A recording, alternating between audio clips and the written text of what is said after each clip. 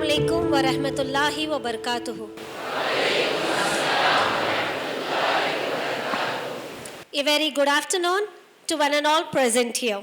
I would like to extend a warm welcome to our esteemed chairman, Mr. Asifuddin Sahib, our honorable secretary, Mr. Muhammad Farhan Salauddin Sahib. I extend a particular warm welcome to our honorable chief guest, Mr. Shamim Akhtar, retired education officer, Indian Air Force Wing Commander. Dear students, kindly give a round hand of applause. I would also like to extend my warm welcome to all the delegates who are sitting on the dais and my dear students. We are extremely fortunate to have such a talented and passionate personality sitting among us, who is one of the outstanding alumni, who has set the standards of exemplary accomplishments. His professional and philanthropic endeavors attest to the upbringing and the values he lives by. We want to thank you for responding positively to our invitation. We all are fortunate enough to be a part of Wisdom family. Our beloved chairman, Mr. Asifuddin Sahib, is a person of values and ethics. His humbleness and down-to-earth nature creates an impression in everybody's heart.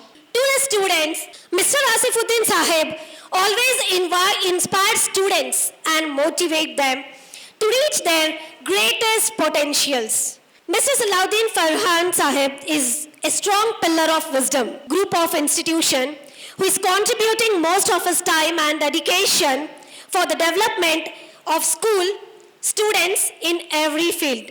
Please students, put your round hand of applause for your chairman and secretary. Without wasting much of our time, it's time to welcome our beloved chief guest, Muhammad Shamim Akhtar.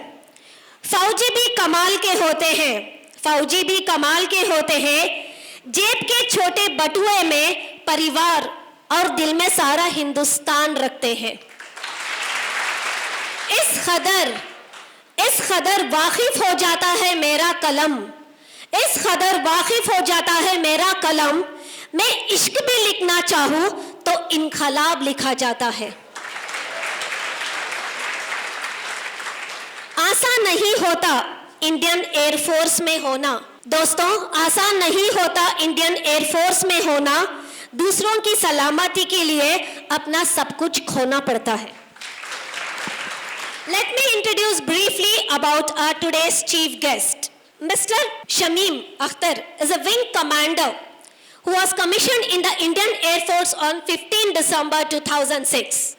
Has profound experience in administration, event management, training and development, school administration and human resource management. He has trained number of students in interview skills, psychology and group testing to successfully become officers in Army, Navy and Indian Air Force. Coach students and adults in various life skills, personality development, soft skills, emotional intelligence, and mentor them to attain success and happiness. Multi-talented personality with passion for reading, fitness, and as well as social activities. Took premature retirement from IAF at the age of 44 to pursue his passion and help students and youth to harness their full potential. अस्सलाम वालेकुम रहमतुल्लाहि बरकातुहू। आज की इस अहम और बामकसद gathering के chief guest mister Shamim Akhtar Indian air force के रिंग कमांडर रहे। अभी लास्ट जुलाई में उन्होंने वीआरएस ले लिया। आपसे मिलने के लिए वीआरएस लिया ताकि पूरे मुल्क में घूम फिर कर नौजवानों को बताएं कि आपकी मंजिलें कितनी ऊंची होनी चाहिए। आपके सीने में धड़कता हुआ दिल है, दिल ही नहीं जिंदा ज़मीर है। आदमी का अगर ज़मीर मर जाए तो आदमी बेहया हो जाता है, और अगर कुछ भी हो तो बस ऐसा साफ कर लेता है, कोई भी थूके तो फिर चले जाता है। इसको कहते हैं बेहया आदमी। लेकिन जब ज़मीर जिंदा होता है तो आदमी की नींद हराम हो जाती है। आदमी अपनी डिग्निटी के लिए जीता है, अपने देश और अपनी कौम की डिग्निटी के लिए जीता है। अपनी फैमिली की डिग्निटी और इज्जत के लिए जीता है, खाने के लिए नहीं जीता। खाने के लिए बेहया लोग जीते। इसीलिए कहा जाता है कि 1000 साल की गीदड़ की जिंदगी से एक दिन की शेर की जिंदगी बेहतर है। तो इसी तरह शमीम अख्तर साहब ने देखा कि मैं इंडियन एयरफोर्स में एक अट्रैक्टिव और हैंडसम सैलरी लेकर 16 साल तक ये वहाँ पर रहे और उन्होंने देखा कि क्या हाल है आने वाली जनरेशन का। मेरे एक के अच्छे रहने, इंजॉय करने से क्या होगा, मैं खुद गरज नहीं बन सकता, मैं सबके लिए फ़ायदामंद बनूं।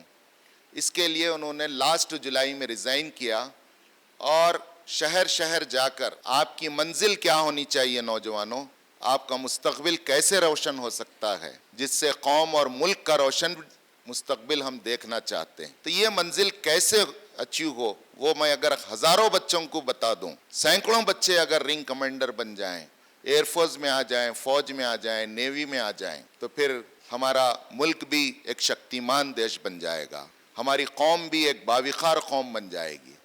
ये है वो अजीम मकसद जिसके लिए आप यहाँ हाजिर हुए हैं। विजडम इंस्टीट्यूशंस की जानिब से, आप सब की जानिब से मैं आपका दिली खैर मकदम करता हूँ। मैं अपना यहाँ पर वक्त लिए बगैर, क्योंकि मैं आपका हूँ, आप मेरे हैं, कभी भी मैं आपके सामने आकर गुफ्तगू कर सकता हूँ। ये मौका नहीं है, वक्त कम है। मैं फुरकान पाशा साहब का भी इस्तकबाल करता हूँ, ये DDPI ऑफिस में ऑफिसर हैं, और doctor Gulseen sir senior diet lecturer, अभी कहीं पोस्टिंग हुई है, सीनियर ऑफिसर हैं, PhD हैं आप भी। हमारे मदार सर प्रिंसिपल साहब को भी मैं सलाम करता हूँ, हमारे मैडम को भी मैं सल्यूट करता हूँ। फिर हमारे यंगेस्ट सेक्रेटरी का भी मैं वेलकम करता हूँ और अपनी जगह लेता हूँ। फुरकान पाशा साहब आपके मुताल्लिक़ मज़ीद तारुफ़ कराएंगे, उसके बाद आपकी गुफ्तगू होगी और उसके बाद आपको इंटरेक्शन का भी टाइम दिया जाएगा। औज़ुबिल्लाहि मिनश्शैतानिर्रजीम, बिस्मिल्लाहिर्रहमानिर्रहीम। क़ाला रब्बि इश्रह ली सदरी व यस्सिर ली वहलुल उक़दतम मिन लिसानी यफ़क़हू क़ौली। Esteemed dignitaries on and off the dais, I will not repeat their names again. Half of the introduction has already been given. Madam and Asifuddin sir has informed you many things about Shamim Akhtar sir. ये इत्तेफाक था, हम लोग 2016 में national institute of educational planning and administration में कर्नाटका से education department को मैं रिप्रेजेंट कर रहा था। शमीम अख्तर साहब एयरफोर्स, इंडियन एयरफोर्स को रिप्रेजेंट कर रहे थे। हम लोग वहाँ 3 महीने साथ थे। वो बेसिकली कोलकाता से हैं, been and brought up in Kolkata. वहाँ हमारी मुलाकात हुई, 3 महीने ट्रेनिंग हम एक साथ करे। 1997 में उन्होंने इंडियन एयरफोर्स ज्वाइन किया। उनकी टोटल सर्विस 25 साल 9 महीने 10 दिन रही है। पिछले 31 जुलाई को उन्होंने अपना वॉलंटरी रिटायरमेंट लिया है।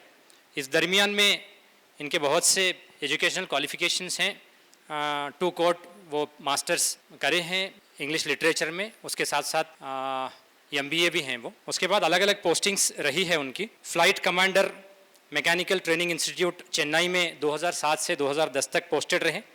Executive director air force school Chandigarh में 2010 से 2012 तक ये पोस्टेड रहे। इलाहाबाद एयरफोर्स स्कूल में एग्जीक्यूटिव डायरेक्टर रहे 2012 से लेकर 2013 तक। Vice principal and officer commanding NCC Sainik school Tilaiya Jharkhand में ये 2013 से लेकर 2016 तक अपने सर्विसेज दिए। Then he worked as instructor and squadron counsellor national defence academy Pune, यहाँ में 2016 से लेकर 2017 तक इन्होंने अपने सर्विसेज दिए। स्टाफ ऑफिसर त्रिवेंद्रम में 2017 से लेकर 2018 तक। फिर उसके बाद स्टाफ ऑफिसर न्यू दिल्ली में 2018 से 2020 तक। Executive director air force school Delhi, यहाँ 2020 से 2021 तक। फिर उसके बाद training coordinator officer and instructor इन चेन्नई, वहाँ 2021 से लेकर जुलाई 2022 तक, 31 जुलाई 2022 तक इन्होंने सर्विसेज दिया है। अलग अलग कैडर्स में 25 साल के सर्विस में शायद 10 अलग अलग पोस्ट में काम करने का उनको मौका मिला। आपको ताज्जुब होगा और सुनकर ये हैरत भी होगी, ऐसे एक पोजीशन में जहां और उनकी 17 साल सर्विस बाकी थी, 13 साल सर्विस बाकी थी। यूजुअली इंडियन एयरफोर्स में रिटायरमेंट का एज 57 ईयर्स होता है, तो 13 ईयर्स की भी सर्विस बाकी थी। ऐसे पीक पर जहां ज़िंदगी के पूरे कंफर्ट्स को एंजॉय कर सकते थे, he could have been on the highest positions. और यहाँ की इंडिया की पर मंथ 2,50,000 ड्रॉ करते थे। सैलरी के अलावा बहुत से अलावेंसेस मिलते हैं, वो उसके बारे में जिक्र करेंगे क्या क्या और फैसिलिटीज़ में। वो सारे फैसिलिटीज़ को और 2.5 लाख पर मंथ सैलरी को तर्क करके एक अजीम मकसद के साथ उन्होंने देखा। बहुत से बार बता रहे थे जहाँ जहाँ पोस्टिंग करते वो देखते कि कितने ऐसे बच्चे कम्युनिटी के जो इसमें नाम हैं, तो उनको देखकर ताज्जुब होता कि इनसे पहले कोई और ऐसा नाम नहीं मिल सकता जिससे वो ख्याल कर सकेंगे और कोई इस कम्युनिटी का बच्चा यहाँ आया है। बाई एंड लार्ज एक बहुत बड़ा मकसद लेकर वो चाहते हैं ऐसे मासेस हमारे आर्म्ड फोर्सेस में ज्वाइन हो, उनको एक सही रुख मिले, उनको इसके बारे में मालूमात हासिल हो। फिर उसके साथ साथ अचीवमेंट के, यानी आप हर फील्ड में दी बेस्ट कैसा हो सकते हैं, how you can be the best in any field that you work, ऐसा एक ख्याल लेकर वो अपने वॉलंटरी रिटायरमेंट लिए हैं, अपने सर्विसेज को तर्क किया है। वहाँ कोलकाता से यहाँ तक एक लंबा सफ़र तय कर आए हैं। 25 दिसंबर को हमारे यहाँ आए। आज आपके स्कूल में 6th प्रोग्राम है। बीदर डिस्ट्रिक्ट की ये खुशनसीबी है, हमारे एक छोटे से इन्विटेशन पे उन्होंने यस किया। हम ख्वाहिश करते हैं कि यहाँ से जब जाएं विजडम की अच्छी यादें वो लेकर जाएं। वो आपको यहाँ ज़मीन से लेकर आसमान तक उड़ाने की फ़िक्र लेकर आए हैं। वो चाहते हैं आप यहाँ से नहीं वहाँ रहने के काबिल हैं, आप आइए, वहाँ आपके लिए क्या क्या मौके हैं। ऐसे अजीम उनका ख्याल है, ऐसी सोच लेकर आए हैं। आपके ख्यालात का, आपके इंटरेक्शन के साथ यहाँ जो बातें आएंगी, पूरे बहनें और भाई यहाँ जो बातें लेंगे वो इस पूरे मुल्क भर में आपके चर्चे यहाँ पर होंगे। हम चाहते हैं, अल्लाह ताला से हम दुआ करेंगे, आप जितने ये इंस्टीट्यूशन में बच्चे पढ़ रहे हैं, आपको अल्लाह गैर मामूली सलाहियतों का माहिल आपको करे और अल्लाह ताला आपको आसमान की बुलंदियों तक पहुँचाए। हम चाहते हैं कि आपके इंस्टीट्यूट के बच्चे भी उनसे मुस्तफ़ीद हों। Thank you very much sir, thank you very much. I request our beloved chairman to please proceed with the felicitation to our beloved guest.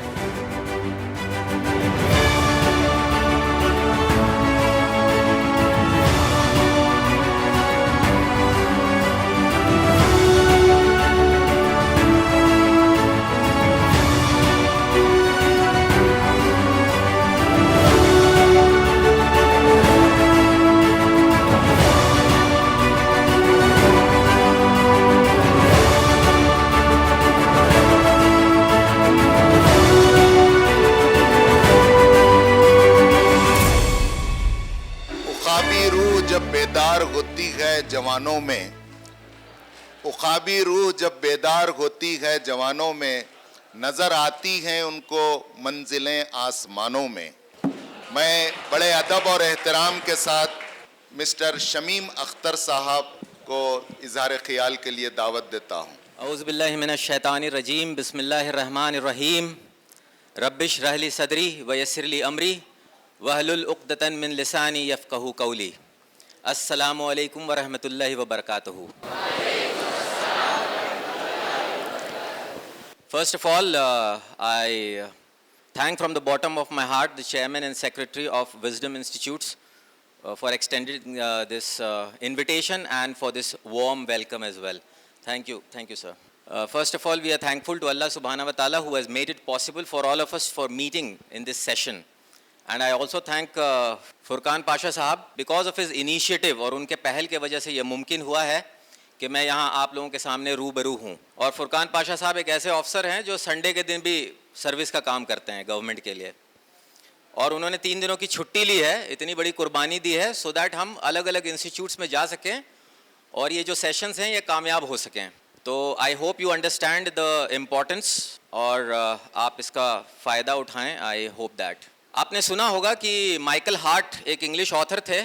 Michael Hart Christian author थे और उन्होंने 100 अजीम शख्सियतों के बारे में लिखा, 100 ग्रेटेस्ट पर्सनालिटीज। उसमें number 1 position prophet Muhammad peace be upon him को दिया। उन्होंने रीजंस दिया कि why he has kept prophet Muhammad peace be upon him on the first position, and the reasons given were कि वो एक रिलीजियस लीडर थे, वो एक स्पिरिचुअल लीडर थे, वो एक पॉलिटिकल लीडर थे, और इसके साथ साथ वो एक फैमिली मैन भी थे एंड वो एक मिलिट्री कमांडर भी थे। तो जब उन पे मक्का से फौज आई और जंग मुसल्लत की गई तो दिफा के लिए, अपने लोगों के दिफा के लिए, औरतों और बच्चों के डिफेंस के लिए उन्होंने फौज को लीड किया। एक और एग्जाम्पल ले लेते हैं महाभारत से। अर्जुन एक बहुत बड़ा जंगजू था, अ ग्रेट वॉरियर। मैदान जंग में उसको ये शुबा हो गया कि मैं अपने भाइयों के साथ कैसे लड़ूं। उसके जो उस्ताद थे द्रोणाचार्य, वो भी दूसरे तरफ से लड़ रहे थे, तो मैं अपने उस्ताद के ऊपर हथियार कैसे उठाऊं? तब श्री कृष्ण ने उनकी गाइडेंस एंड काउंसलिंग करी वहीं मैदान जंग में कि ये इंसाफ की लड़ाई है, ये धर्म युद्ध है, it is a righteous war, और हथियार उठाना पड़ेगा। तो जब ऐसे अजीम शख्सियतों ने ज़रूरत पड़ने पे इंसाफ की लड़ाई के लिए हथियार उठाया, अपने मुल्क के दिफा के लिए हथियार उठाया और जंगें की, तो मेरा आप सबसे ये सवाल है कि आप नौजवान भाई और बहन अपने मुल्क के आर्म्ड फोर्सेस से क्यों दूर हैं? Why are you not coming forward and joining the Indian Army, the Indian Air Force and the Indian Navy? This is my question to all of you. ये सवाल अपने दिल में बैठाइए।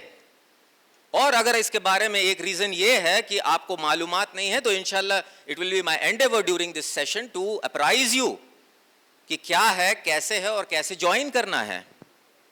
और अगर कोई शक व शुबा है तो in the end there will be a question and answer session. आप खुल के सवाल पूछिए और मैं जवाब देने की कोशिश करूंगा इंशाल्लाह। तो आर्म्ड फोर्सेस की इंपॉर्टेंस क्या है ये देख लेते हैं। रोल क्या है? क्या सिर्फ वो जंग लड़ते हैं और कुछ नहीं करते?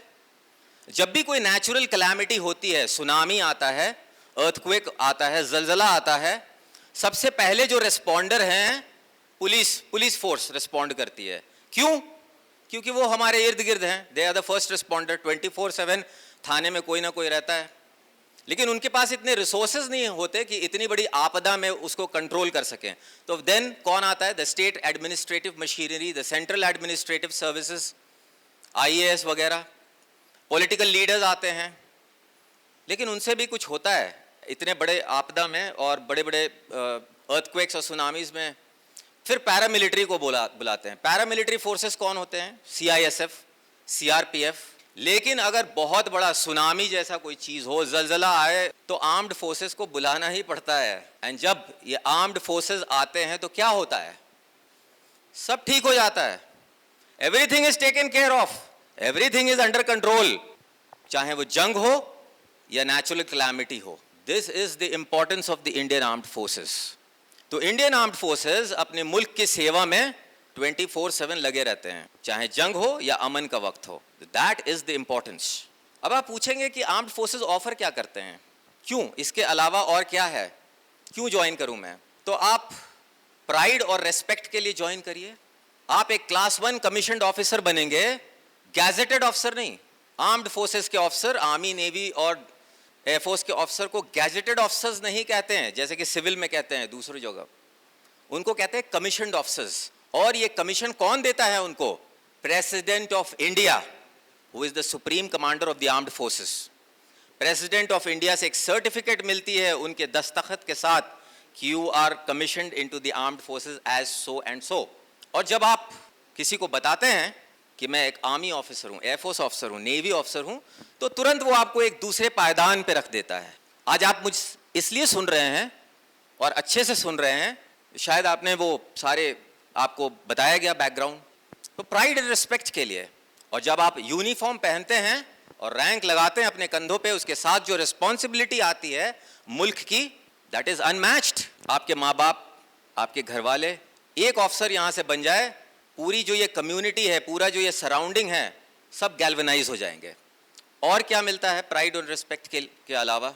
अच्छी सर्विस, रिस्पेक्ट, उसके अलावा स्पोर्ट्स एंड एडवेंचर। अगर आप स्पोर्ट्स लवर हैं, बहुत अच्छे खिलाड़ी हैं, बहुत अच्छे एडवेंचर आपको बहुत पसंद है, armed forces is the place to be. किसी और सर्विस में आपको ये नहीं बोला जाएगा कि आप जाइए जाके फुटबॉल खेलिए या क्रिकेट खेलिए, ओलंपिक्स में पार्टिसिपेट करिए। आर्म्ड फोर्सेस ही ये फैसिलिटी देते हैं। राज्यवर्धन सिंह राठौर, शायद नाम सुना हो, 2004 एथेंस ओलंपिक में सिल्वर मेडल लेकर आए अपने मुल्क के लिए शूटिंग में। शूटिंग लेफ्टिनेंट कर्नल बने, रिटायर हुए और आज मिनिस्टर हैं सेंट्रल गवर्नमेंट में। राज्यवर्धन सिंह राठौर। स्क्वाड्रन लीडर शिखा पांडे एक एयरफोर्स की ऑफिसर हैं और उसके साथ साथ वो इंडियन विमेंस क्रिकेट टीम की मेंबर भी हैं। इंडियन विमेंस क्रिकेट टीम के तरफ से खेलती हैं, उसको रिप्रेजेंट करती हैं। पैसा नहीं कटता कि ओलंपिक में भी खेलने गए हो तो खेल कूद के पैसे नहीं मिलेंगे, सैलरी कट, ऐसा नहीं होता है। इसके अलावा एक अजीम करियर, एक ब्राइट फ्यूचर, एक हसीन मुस्तकबिल आर्म्ड फोर्सेस आपको देते हैं। The best of the infrastructure, the best of the facilities armed forces में आपको मिलता है। अब आप बोलें कि भाई करियर है, करियर की बात कर रहे हैं तो पैसे की भी बात करिए, कितना मिलता है सर? तो जब आप ट्रेनिंग में होते हैं, ट्रेनिंग के दौरान आप कहलाते हैं cadet, cadet so and so, cadet Shamim Akhtar. तो एक कैडेट को जब आप ट्रेनिंग के दौरान होते हैं तो आपको मिलता है 56,100 रुपीज पर मंथ। इसको कहते हैं स्टाइपेंड। स्टाइपेंड मतलब एक फिक्स्ड अमाउंट। जब आपकी ट्रेनिंग कंप्लीट होती है और आप कमीशन्ड ऑफिसर्स बनते हैं, उसके बाद आपकी जो सैलरी है, अगर आप एयरफोर्स में हैं तो आप फ्लाइंग ऑफिसर कहलाते हैं, flying officer Shamim Akhtar. Army में हैं तो लेफ्टिनेंट कहलाएंगे, लेफ्टिनेंट शमीम अख्तर। नेवी में हैं तो सब लेफ्टिनेंट कहलाएंगे, सब लेफ्टिनेंट शमीम अख्तर। तब आपकी सैलरी ओनली पे 60,000 to 80,000 के दरमियान कुछ होगी, दैट इज द स्टार्टिंग पे। लेकिन उसके अलावा बहुत सारे अलावेंसेस भी मिलते हैं, और उन अलावेंसेस को जब आपके पे से जोड़ दिया जाए तो तकरीबन 1 लाख के आसपास पहुंचता है। अच्छा, ये इतना ही नहीं है, पे के साथ पर्क्स भी होते हैं। पर्क्स क्या हैं? आप ऑफिसर बन गए तो रहने के लिए अकोमोडेशन, फर्निश्ड अकोमोडेशन, फर्निश्ड घर, माँ बाप को भी लेके जाइए। बहनें बैठी हुई हैं, बहुत जगह ये सवाल आया कि माएँ बहुत फिक्र करती हैं कि कैसे रहोगी, क्या रहोगी, साथ में लेके जाइए उन्हें, घर भी मिला हुआ है। फ्री मेडिकल फैसिलिटी, बड़ी से बड़ी बीमारी का अच्छे से अच्छा इलाज, लोन की फैसिलिटी, लाइफ इंश्योरेंस की फैसिलिटी, छुट्टी, घर आना है, कहाँ कहाँ मैं इतनी जगह रहा हूँ तो घर तो जाना पड़ेगा ना साल में मिलने के लिए। ईद बकरीद में कितनी छुट्टी? 80 दिन। साल में 80 डेज की छुट्टी, 80 दिन पेड, पेमेंट के साथ। तो these are some of the pay and perks and facilities that the armed forces provide you. अब आप पूछेंगे कि सर एंट्री कैसे होता है? Various entries are there. First entry is class 12 के बाद नेशनल डिफेंस एकेडमी ज्वाइन कर सकते हैं। कहाँ है नेशनल डिफेंस एकेडमी? पुणे में। वेरी नाइस, लोगों को पता है।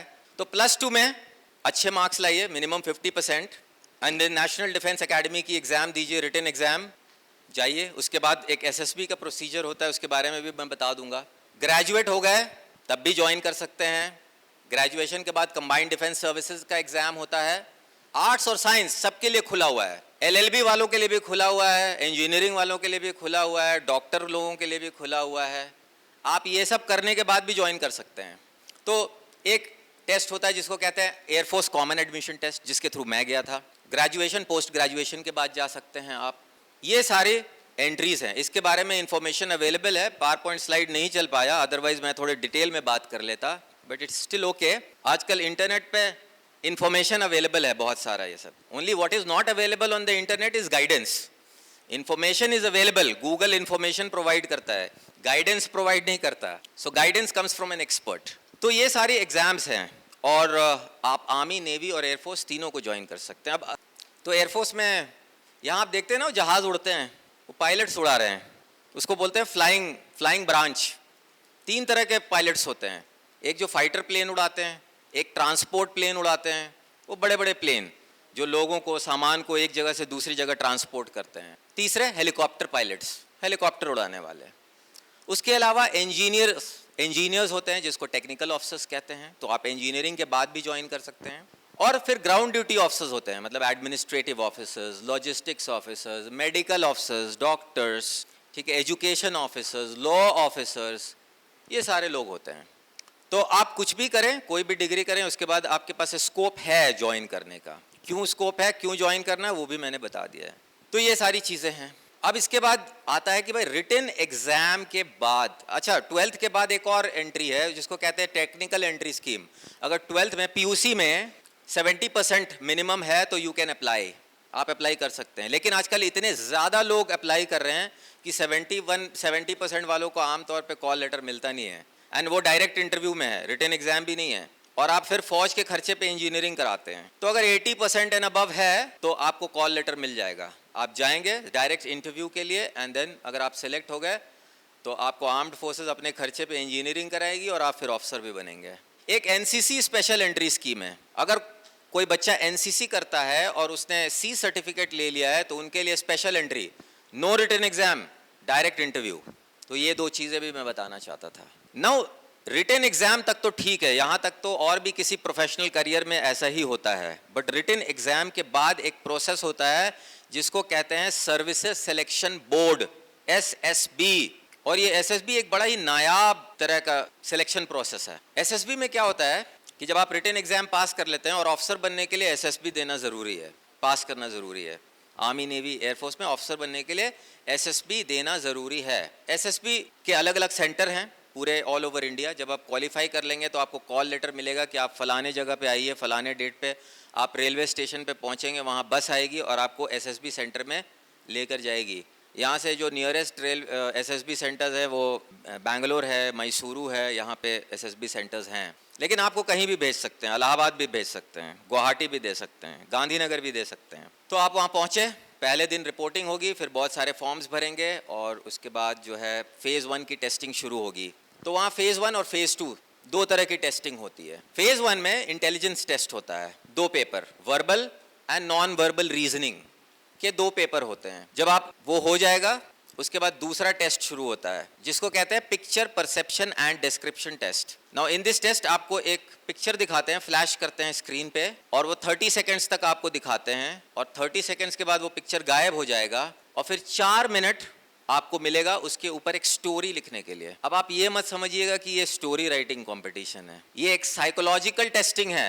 वो ये टेस्ट कर रहे हैं कि जब आपने ये पिक्चर देखा तो आपके दिमाग में किस तरह के ख्यालात आए, what kind of thoughts were triggered in your mind when you saw that picture, and how keenly you have observed that picture for 30 seconds। कितना आपने, कितने कीनली आपने उसको पिक्चर को ऑब्जर्व किया है और उसके एक एक चीज को याद रखा है सिर्फ 30 सेकंड, क्योंकि वो सारे चीजें जो उस पिक्चर में आपको दिखी उसके हर एक पहलू को अगर आप टच करेंगे अपने स्टोरी पे तो आपकी स्टोरी एक अच्छी स्टोरी होगी। इसके बाद जब आपने स्टोरी लिख ली, 500 कैंडिडेट मान लीजिए गए हुए हैं, यहाँ कितने लोग बैठे हुए मान लीजिए सब वहाँ गए हुए हैं, और आप लोगों ने स्टोरी लिख ली। उसके बाद आप सबको एक ग्रुप में बांट देंगे, 15-15 के ग्रुप में, और आपको एक सेमी सर्कल फैशन में इस तरह से बिठा देंगे चेयर्स पे, और सेमी सर्कल में जो 15 लोग बैठे हैं आपके सामने 3 असेसर्स बैठेंगे, एक होंगे साइकोलॉजिस्ट, एक होंगे ग्रुप टेस्टिंग ऑफिसर, और एक होंगे इंटरव्यूइंग ऑफिसर, ऐसे ही सामने बैठेंगे आपके। और अब आप अपने स्टोरी को नरेट करेंगे। You will narrate the story that you have written. Every candidate 1 by 1 will do this, and the moment the 15th candidate finishes narrating the story, उसके ऊपर एक ग्रुप डिस्कशन होगा। There will be a group discussion, and group discussion का आपको brief किया जाएगा कि at the end of the group discussion the group is expected to unanimously agree to a common story. Group को अब अपना अलग अलग स्टोरी छोड़ के एक अंडरस्टैंडिंग पे आना है और एक कॉमन स्टोरी तक पहुंचना है। ये मकसद है उस ग्रुप डिस्कशन का। पहुंचे या नहीं पहुंचे उसका एक वक्त मुकर्रर होता है, उसके बाद बंद कर दिया जाएगा ग्रुप डिस्कशन। और इस टेस्ट के बाद ये जो इतने सारे लोग गए हैं SSB सेंटर पे टेस्ट देने फेज़ 1, इसमें से तकरीबन 60 to 70% लोग बस में बिठा के वापस रेलवे स्टेशन पे छोड़ दिए जाएंगे। ठीक, तो 60 to 70% वापस पहुंच जाएंगे विजडम। अब जो बच गए 30 to 40%, उनकी फेज़ 2 टेस्टिंग शुरू होगी। फेज़ 2 टेस्टिंग का मतलब अब आप 4 दिन वहाँ और रुकेंगे, और अब आप जो पूरे 5 दिन वहाँ रुकेंगे, पहले दिन और 4 दिन और फ्री ऑफ कॉस्ट है, और आप कैंडिडेट हैं लेकिन आपको ट्रीट ऑफिसर जैसा किया जाएगा वहाँ पे। तो अपने आप में एक नायाब एक्सपीरियंस, तजुर्बा है, और पूरे मुल्क से अलग अलग हिस्सों से लोग आएंगे और आप उनके साथ कॉम्पीट करेंगे 5 दिनों तक।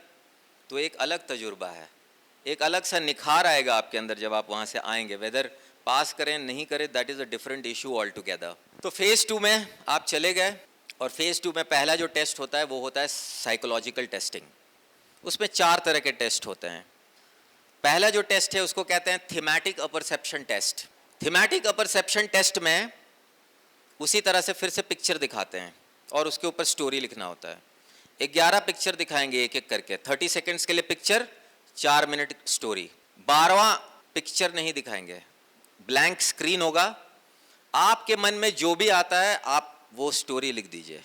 अगेन मैं आपको एक बार फिर से याद दिला दूं कि ये स्टोरी राइटिंग कंपटीशन नहीं है। कोई बहुत अच्छा लेखक, अ वेरी गुड ऑथर, वो पास कर जाए ऐसा ज़रूरी नहीं है। It is a test of psychology, and the most important test of psychology. अगर कोई बच्चा इस टेस्ट में अच्छा नहीं करता तो साइकोलॉजिस्ट अपना वक्त ज़ाया किए बगैर बाकी उसने क्या किया है अगले 2-3 टेस्टों में उस पर वक्त ज़ाया नहीं करता, चेक ही नहीं करता, टाइम नहीं है, इतने कैंडिडेट्स हैं। उसके बाद जो नेक्स्ट टेस्ट है उसको कहते हैं वर्ड एसोसिएशन टेस्ट। एक एक वर्ड आपको फ्लैश किए जाएंगे स्क्रीन पे, 15 सेकेंड तक वो वर्ड, वो अल्फाज स्क्रीन पे फ्लैश्ड रहेगा, सिर्फ 15 सेकेंड्स। कैसे वर्ड्स होंगे? Father, mother, teacher, picnic, film, India, cricket, आसान, बिल्कुल आसान वर्ड्स। मर्डर, क्रिमिनल, इस तरह के भी वर्ड्स हो सकते हैं और होंगे।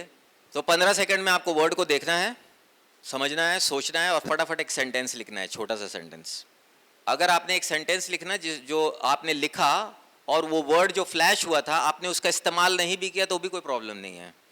साइकोलॉजिस्ट ये देखना चाहता है या चाहती हैं कि वो वर्ड देख के आपके दिमाग में कौन से ख्यालात आए, क्या ढूंढने की कोशिश कर रहे हैं। हमारे जो माइंड के लेवल्स है ना, माइंड का हमारा लेवल है, उसमें एक सबकॉन्शियस लेवल होता है, उसमें हम वो चीज़ दबा के रखते हैं, छुपा के रखते हैं जो हम औरों को नहीं बताना चाहते। वैसे तो हम सब बदमाश होते हैं लेकिन हम प्रोजेक्ट करते हैं कि हम बहुत अच्छे हैं, और जो सारी बदमाशी है ना वो सबकॉन्शियस लेवल में दबी हुई रहती है, रिप्रेस्ड रहती है। साइकोलॉजिस्ट ये दोनों टेस्ट से वो जो छुपी हुई चीज़ें हैं ना उसको निकाल लेता है बाहर, एक्सरे कर देता है वो आपके दिमाग का। इसके बाद जो अगला टेस्ट है उसको कहते हैं situation reaction test. Situation reaction test में आपको एक बुकलेट दिया जाता है जिसमें 60 सवाल होते हैं, 60 क्वेश्चंस, और हर एक सवाल का जवाब देने के लिए 30 सेकेंड्स, मतलब 30 मिनट के लिए वो बुकलेट आपको दिया जाता है और तुरंत 30 मिनट के बाद वो वापस ले लेंगे। कैसे सवाल होंगे? Simple questions. आप ट्रेन में जा रहे थे, आप टॉयलेट गए, वापस आए तो आपने देखा आपका सामान गायब हो गया, आप क्या करेंगे? आपको स्कूल के फुटबॉल टीम का कैप्टन बना दिया गया, टीम ने बगावत कर दिया कि हम इसको कैप्टन नहीं मानेंगे, हम इसके साथ नहीं खेलेंगे, आप क्या करेंगे? तो एक एक प्रॉब्लम है, इन दोनों सवालों में एक एक प्रॉब्लम है, सिंपल। लेकिन कुछ ऐसे भी क्वेश्चंस होंगे जिसमें 2 प्रॉब्लम 3 प्रॉब्लम्स होंगे। फॉर एग्जाम्पल, आप घर से स्कूल के लिए निकले और आपका फाइनल बोर्ड एग्जाम है और रास्ते में आपने देखा कि एक मोटरसाइकिल वाले का एक्सीडेंट हो गया है और वो आपको मदद के लिए पुकार रहा है, तो आप क्या करेंगे? अब इसमें 2 प्रॉब्लम है, बोर्ड एग्जाम भी देना है, मदद भी करना है। तो जितने भी प्रॉब्लम्स उन क्वेश्चंस में होंगी वो सबको एड्रेस करना है आपको अपने जवाब में।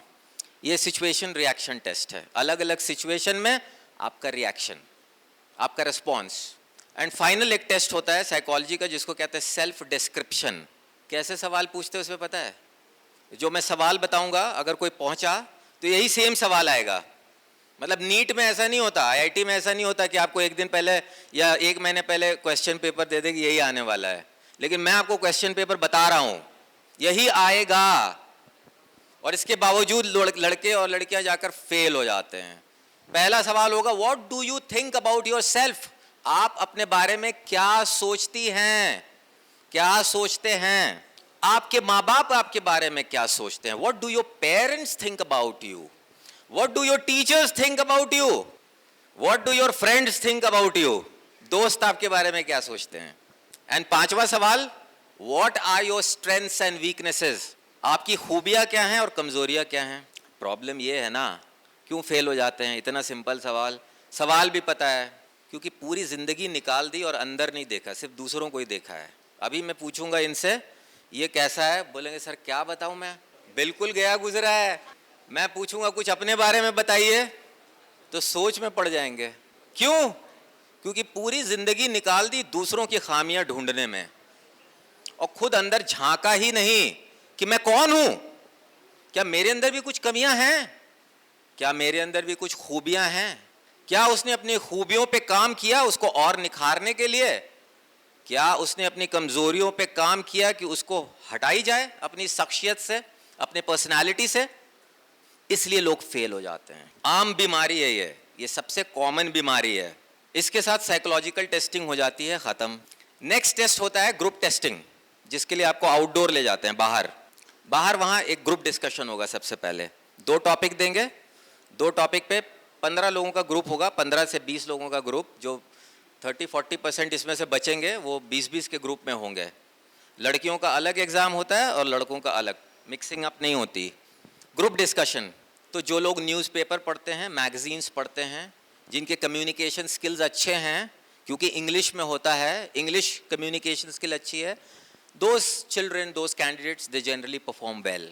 लेक्चरेट होता है, 3 टॉपिक दिए जाएंगे और एक सेलेक्ट करना है और 4 मिनट के लिए यहाँ खड़े होकर सबके सामने बोलना है उस टॉपिक के ऊपर।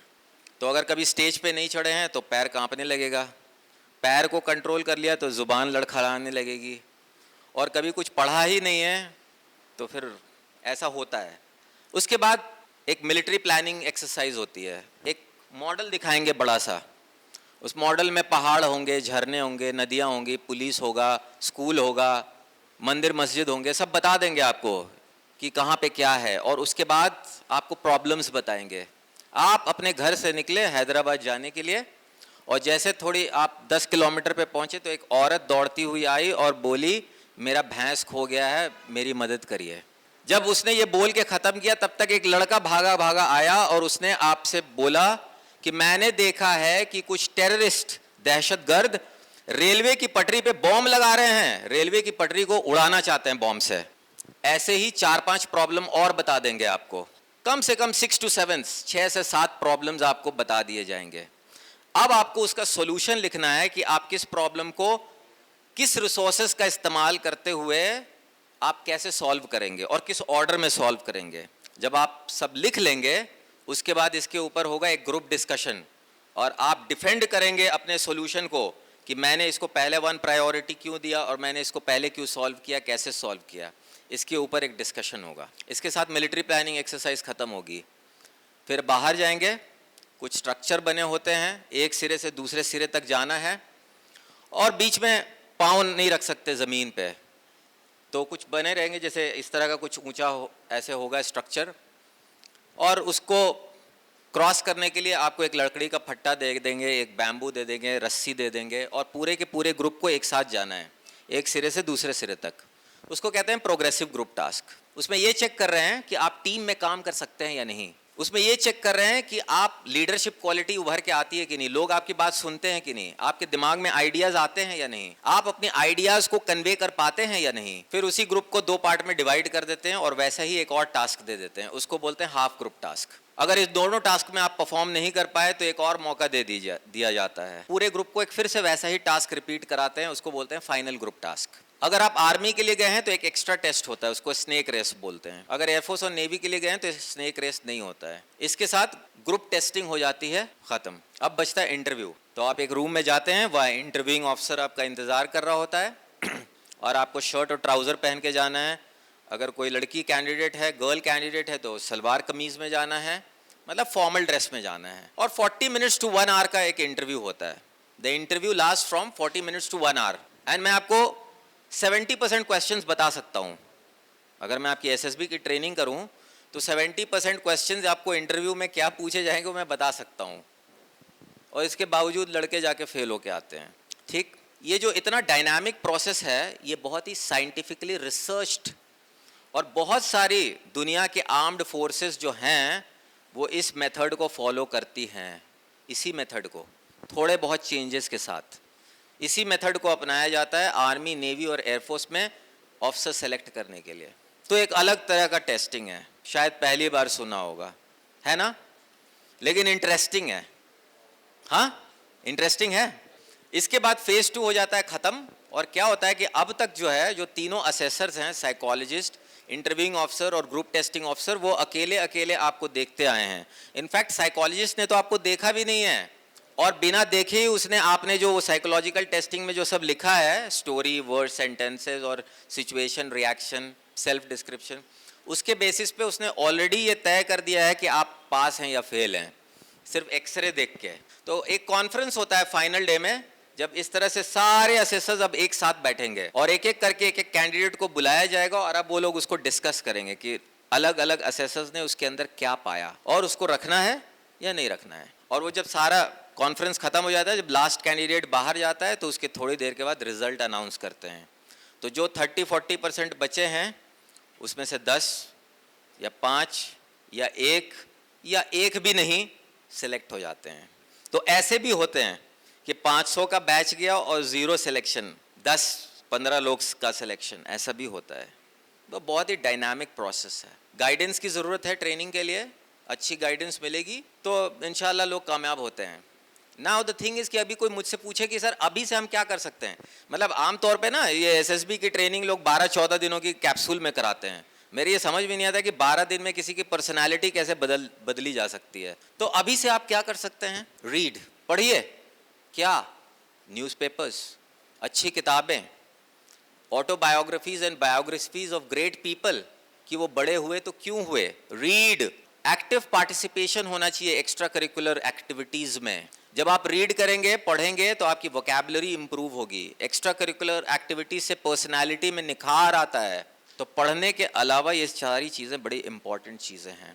अब आप पूछेंगे कि सर इतना डायनामिक प्रोसेस है तो उसमें चेक क्या करते हैं, क्या चेक करते हैं वहाँ पे? तो चूंकि आप ऑफिसर बनने जा रहे हैं आर्मी, नेवी, एयरफोर्स में, तो कुछ ऑफिसर लाइक क्वालिटीज रिसर्च करके बनाए गए हैं। ऑफिसर लाइक क्वालिटीज, ये ऑफिसर लाइक क्वालिटीज चेक करते हैं कि आपके अंदर हैं या नहीं है, और अगर कम मात्रा में है तो फिर उसको ट्रेनिंग के दौरान और बढ़ाया जाएगा। तो ये ऑफिसर लाइक क्वालिटीज क्या हैं? Effective intelligence, reasoning ability, organising ability, power of expression. इसके अलावा सोशल अडेप्टेबिलिटी। सोशल अडेप्टेबिलिटी क्यों? क्योंकि फौज में सिर्फ एक इंस्टीट्यूट के यहाँ से बच्चे निकल के वहाँ नहीं पहुँच जाएंगे। मुल्क के कोने कोने से, अलग अलग जगह से लोग आएंगे और वहाँ काम करेंगे। उनके ख्यालात मुख्तलिफ होंगे, खाना पीना, रहना सहना, उठना बैठना अलग होगा, लेकिन आपके अंदर ये अडेप्टेबिलिटी होनी चाहिए कि हाँ ये मेरा तरीका है, ये उसका तरीका है, वो अपनी जगह ठीक है और मैं अपनी जगह ठीक हूँ। अडेप्टेबिलिटी, तो सोशल अडेप्टेबिलिटी होनी चाहिए। कोऑपरेशन होना चाहिए, बिना कोऑपरेशन के कोई काम नहीं हो सकता। ये सिर्फ फिल्मों में होता है कि सनी देओल पाकिस्तान जाता है, अकेले वहाँ हैंडपंप उखाड़ता है, पाकिस्तानी आर्मी को अकेले शिकस्त देता है और फिर वापस चला आता है। ये सिर्फ फिल्मों में होता है। असलियत में पूरी आर्मी जाती है, फाइट्स एज अ टीम, तो टीम में कोऑपरेशन ज़रूरी है। उसके अलावा इनिशिएटिव, जो कैसा आदमी है, क्या खुद पहल करता है काम करने के लिए या बैठा रहता है छुप के, कोई बोलेगा तो काम करूंगा और नहीं बोलेगा तो बच के निकल जाऊंगा।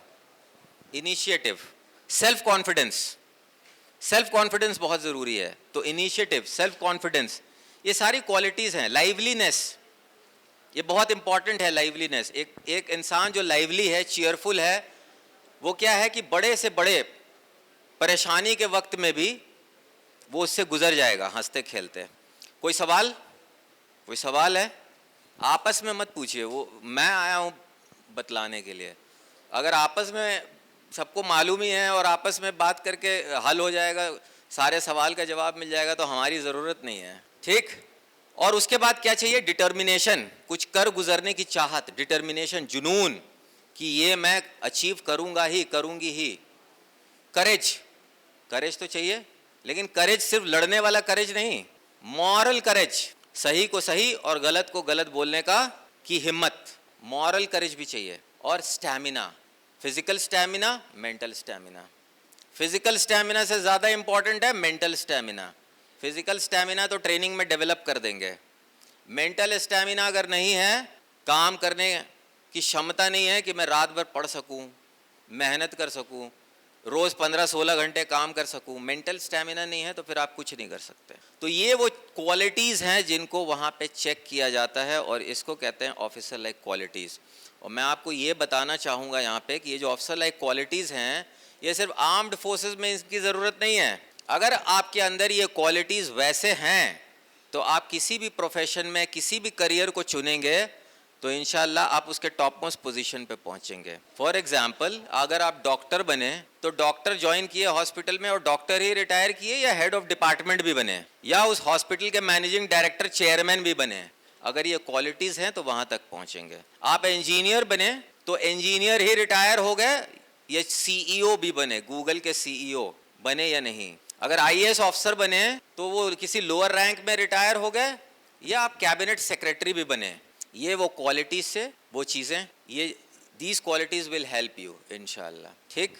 तो इसके साथ we come to the end of the talk. और इसके अलावा आपके पास अगर कोई सवाल हैं तो I am ready to take on those questions. इससे पहले मैं जहाँ जहाँ भी गया हूँ वहाँ पे जो हमारी बहनें थी वो ज़्यादा सवाल पूछती थी, और जो भाई थे वो खामोश रहते थे, बट जब वो बहनों ने सवाल पूछा तब उनके अंदर भी जोश आ गया, फिर वो भी पूछने लगे।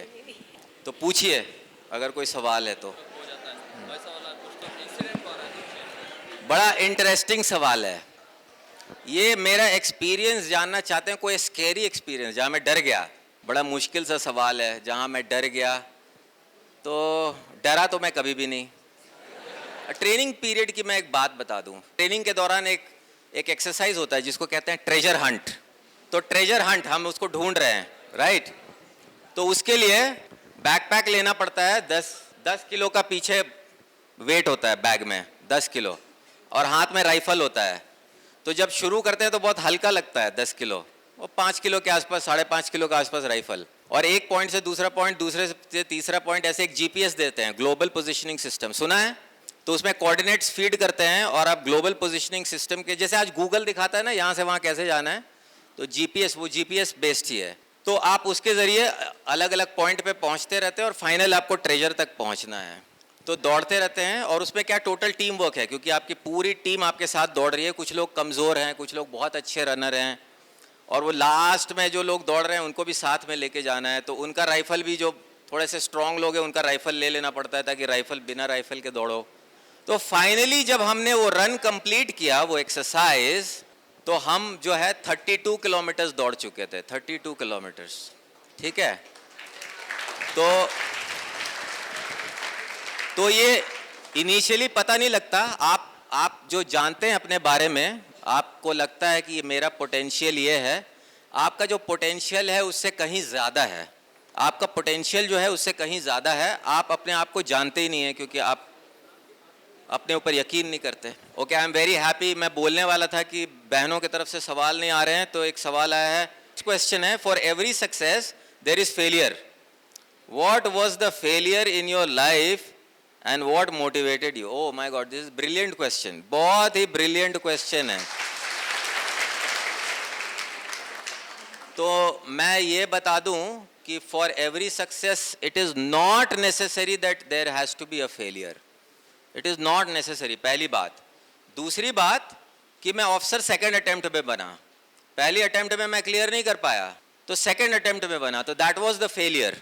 तो जब फेलियर हुआ, नहीं बन पाए, तो फिर हताश और निराश नहीं हुए। इनफैक्ट तुरंत आते ही मैंने वो लिखा कि मैंने क्या क्या किया है, कहाँ कहाँ प्रॉब्लम हो गई। एसएसबी की मैं बात कर रहा हूँ, ये जो पूरा सिस्टम मैंने समझाया था, वहाँ 5 दिन रुक के आया और नहीं हुआ। तो मैंने आते ही तुरंत, मतलब ट्रेन में बैठते ही मैंने लिखना शुरू कर दिया कि मैंने क्या क्या किया है, ताकि मुझे याद रहे। और फिर वापस आने के बाद फिर से तैयारी करी, और अल्हम्दुलिल्लाह उसके बाद हो गया। तो that was the failure. But it is not necessary कि हर सक्सेस के लिए फेलियर हो।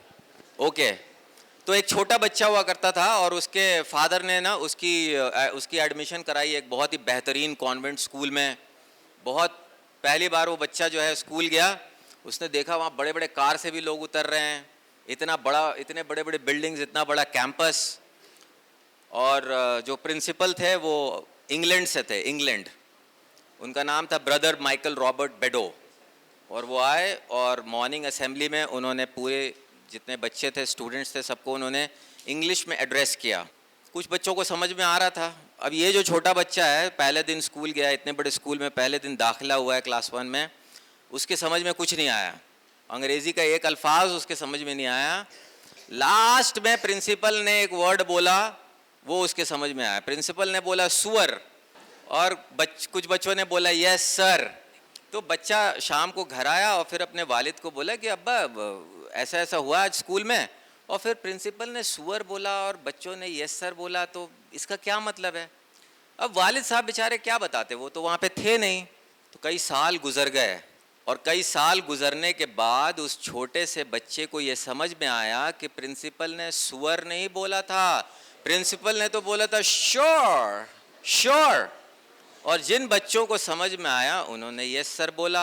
आप अच्छे से पढ़ाई करेंगे, श्योर यस सर, कुछ ऐसा बोला होगा। तो वो छोटा बच्चा जिसको वो इतनी अंग्रेज़ी की समझ और अंडरस्टैंडिंग नहीं थी, वो छोटा बच्चा आज जब आपके सामने खड़े होकर ऐसे बात कर सकता है, तो फिर आप सब तो फिर आप सब जो चाहें वो बन सकते हैं। ठीक है, जज़ाकल्लाहु खैरन, बारकल्लाहु फीकुम, अस्सलामु अलैकुम वरहमतुल्लाह। बिस्मिल्लाहिर्रहमानिर्रहीम। हम सबकी जानिब से मोहतरम शमीम अख्तर साहब के बेइंतहा शुक्रगुजार हैं कि उन्होंने हमें वो बातें बताई जिनको हम याद रखकर आइंदा हम एक बहुत बड़ी शख्सियत बन सकते हैं। तो शमीम अख्तर साहब इंडियन एयरफोर्स के समंदर से निकलकर यहाँ आए हैं ताकि आप भी उस समंदर का हिस्सा बने। हम इंडियन एयरफोर्स से बहुत करीब हैं। कैसे करीब हैं? इंडिया का second largest training centre Bidar में है और ये इतना ओल्डेस्ट है कि सेकंड वर्ल्ड वॉर के दौरान 1939 से जो 1944 तक हुआ उसमें ये बना है। आखिरी बात मैं आपसे जो कहना चाहता हूँ, यहाँ बैठे हुए मेरे इन हरदिल अजीज सितारों और तारों जिनकी आंखें चमक रही हैं, जिनके चेहरे दमक रहे हैं, you would be the next Shamim Akhtar. बिल्कुल आप हो सकते हैं, लेकिन शर्त है कि आप उस डगर पर सोचने लगें, उस डगर पर आप प्लान करें, उस ट्रैक पर आप अपने आप को डालें। फुरकान सर के हम शुक्रगुजार हैं, उन्होंने हमें शमीम अख्तर साहब का तारुफ कराया, उनसे इस्तिफादे का मौका दिया। डॉक्टर गुलसीन सर भी बहुत बातें बता सकते हैं, हमें फिर कभी मौका मिला तो हम सुनेंगे। और he is A alone representative from out of the entire the state of Karnataka. तो इंशाअल्लाह हमारे पास भी बहुत से हीरे हैं और आपको चमकाने के लिए और आपके अंदर चमकने के लिए बहुत कुछ सलाहियत है।